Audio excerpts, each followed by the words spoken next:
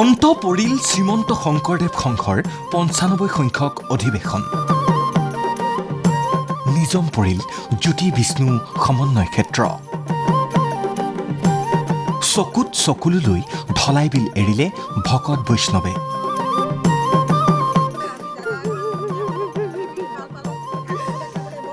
লখিমপুৰত লগ পোৱাৰ প্ৰতিশ্ৰুতিৰে বিদায় ল'লে সকলোৱে। জামুগুৰি হাটৰ আতিথ্যত গদগদ ভকত বৈষ্ণৱ। আয়োজকৰ বাবেও এই সময়খিনি বৰ কঠিন। কঠিন দূৰ দূৰণিৰ পৰা অহা ভকত বৈষ্ণৱৰ বাবেও। আচলতে বিদায় শব্দটোৱেই বৰ কঠিন। এইসকল ভকত বৈষ্ণৱৰ বাবে এই ৩টা দিন হৰিনামৰ ৰসত বুৰ গৈ থাকি এতিয়া বিদায় লোৱা কঠিন হৈ পৰিছে। এয়া চৰাইদেউ জিলাৰ ভকত বৈষ্ণৱ। শিবিৰ এৰি ঘৰমুখী যাত্ৰাৰ সময়ত কান্দোনত ভাগি পৰিছে এইসকল আই মাতৃ। বিদায়টো বেয়া লগা হৈছে আৰু এতিয়া কি কৰিব, যাবই লাগিব ন, যাবতো লাগিবই।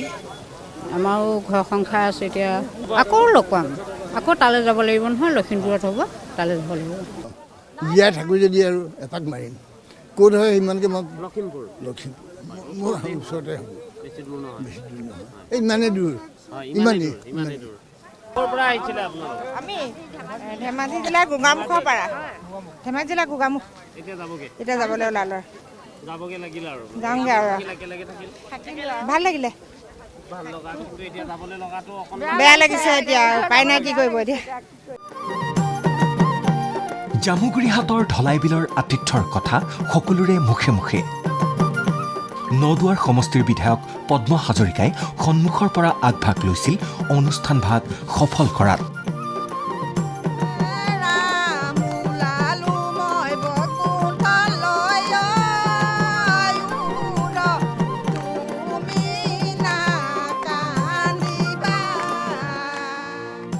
অনাময় ব্যৱস্থাৰ পৰা সকলো ক্ষেত্ৰতেই পৃথক আছিল এইবাৰৰ অধিৱেশন।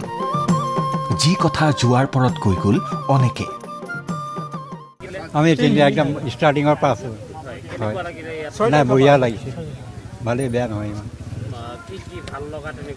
ভাল লগা আপোনাৰ যিখিনি ইয়াত ৰাইজ খোৱা বোৱাৰ পৰা ধৰি ৰাইজলৈকে ভকত বৈষ্ণৱ সকলো পাইছোঁৱে। ভাল যিবোৰ আমি বিদায় বেয়া লাগিছে, কিন্তু উপায় নাই, ঘৰলেতো আৰু যাবই লাগিব, নিজৰ এখন ঘৰ আছে। বেয়াটো লাগিছে, ইমান ভকত বৈষ্ণৱ আহি পেলাই লাখ লাখ ভকত বৈষ্ণৱক চালেহি আমাৰ তাতে আৰু সন্তোষ। এয়া তৃতীয় তথা অন্তিম দিনৰ কাৰ্যসূচী। পুৱাই শ্ৰীমন্ত শংকৰদেৱ সংঘৰ পদাধিকাৰ ভৱেন্দ্ৰনাথ ডেকাই উত্তোলন কৰে সংঘৰ ধৰ্মধ্বজা। হৰিনাম গায়ন বায়নৰ মাজেৰে এই কাৰ্যসূচীৰ পাছত অস্থায়ী নামঘৰৰ পৰা ভাগৱত নমাই আনি ভাগৱত যানত উঠাই ভাগৱত যাত্ৰা কৰাৰ লগতে সাংস্কৃতিক শোভাযাত্ৰাটো দেখা গ'ল বিভিন্ন জাতি জনগোষ্ঠীৰ বাৰে ৰহণীয়া কৃষ্টি সংস্কৃতি।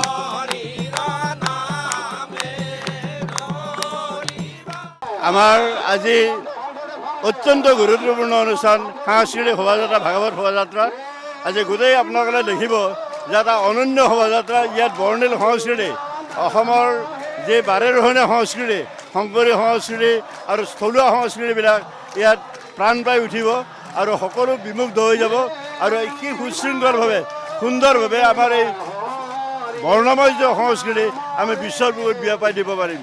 যি অধিৱেশনৰ আজি তৃতীয় দিনৰ যি ভাগৱত যাত্ৰা আচলতে, এই ভাগৱত যাত্ৰা এটা অনন্য ৰূপ লৈছে যে ইমান মানুহে লোকাৰণ্য, আমাৰ বিভিন্ন কৃষ্টি সংস্কৃতিৰ দল, জাতীয় সাজপাৰে আমাৰ ল'ৰা ছোৱালী ভকত বৈষ্ণৱ হ'ব, এনেধৰণে মই কেতিয়াও দেখা নাই। এনে এক অনন্য যাত্ৰা আচলতে। অহাবাৰ এই অধিৱেশন ভাগ অনুষ্ঠিত হ'ব লখিমপুৰ জিলাত। লখিমপুৰ জিলাই ধৰ্মধ্বজা আৰু গুৰু আসন লৈ যোৱাৰ সময়তো শিবিৰসমূহত দেখা দিয়াৰ দৰেই আৱেগিক পৰিৱেশ। 1930 চনত নগাঁৱত আৰম্ভ হোৱা শ্ৰীমন্ত শংকৰদেৱ সংঘৰ এয়া আছিল ৯৫ সংখ্যক অধিৱেশন। আৰু মাত্ৰ 4টা বছৰ, তাৰ পাছতেই সংঘৰ শতবৰ্ষ। এনেকৈ উৰি থাকক শ্ৰীমন্ত শংকৰদেৱ সংঘৰ গৌৰৱী পতাকা।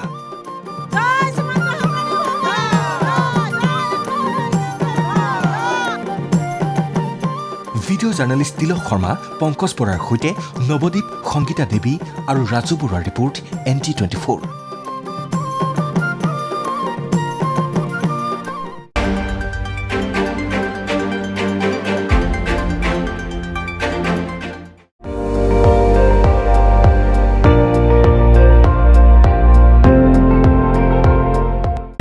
আপুনি চাই আছে ND24, সৰ্বশ্ৰেষ্ঠ নহয় সৰ্বোত্তমৰ দৌৰ।